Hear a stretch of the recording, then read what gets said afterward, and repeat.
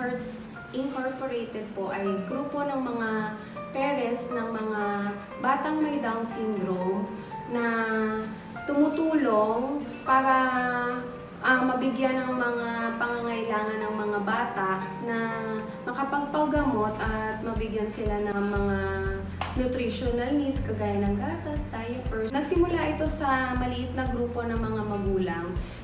At habang lumalaki yung grupo namin is nagkakaroon na kami ng mga ibang parents na tumutulong din at naghahanap ng sponsors.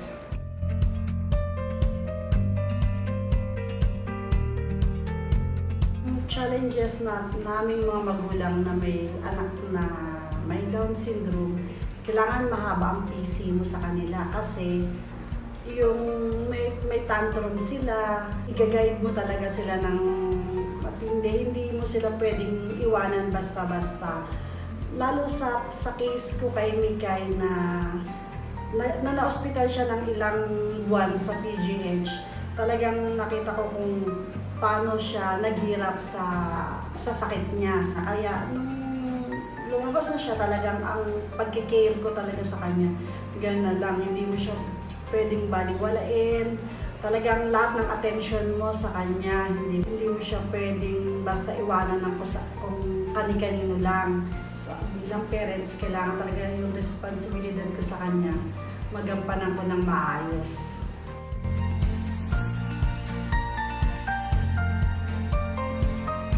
Ang mga pangangailangan po ng mga batang may Down syndrome ay nag-vary depende sa age nila. So, yung kids na babies hanggang mga 3 or 4 years old, so milk, diaper, usual baby stuffs.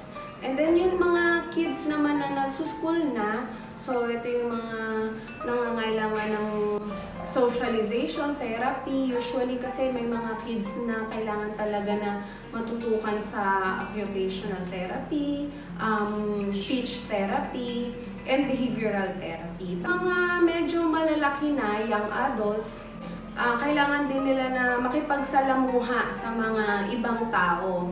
Katulad na lang nung nagdaang pandemya, nakulong din sila sa bahay, so tayo namang lahat. So, nagkaroon din sila ng depression since hindi nga nakakalabas. So, kailangan nila ngayon yung pakikipagsalamuha sa ibang tao.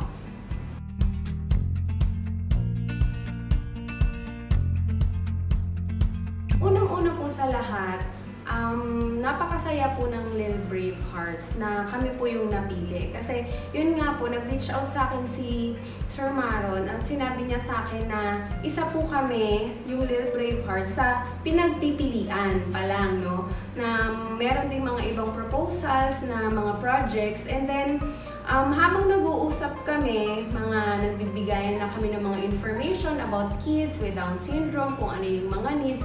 Nung nasabi niya sa akin na final na po, kayo na po yung napili ng event natin na pinopose na Balik Tanaw, is yun na po yung gagawin para sa mga batang may Down syndrome. Napakasaya ko po, halos mangilid po yung luha ko dahil first time po ng Little Brave Hearts na magkakaroon ng educational trip. So, historical trip sa ibang lugar, no, sa Manila ito. Kasi syempre dito sa Cavite napupuntahan eh. So, napakasaya ko po at nabigyan ng pagkakataon yung mga bata namin dito na makapasyal at ma-explore nila yung mga historical places.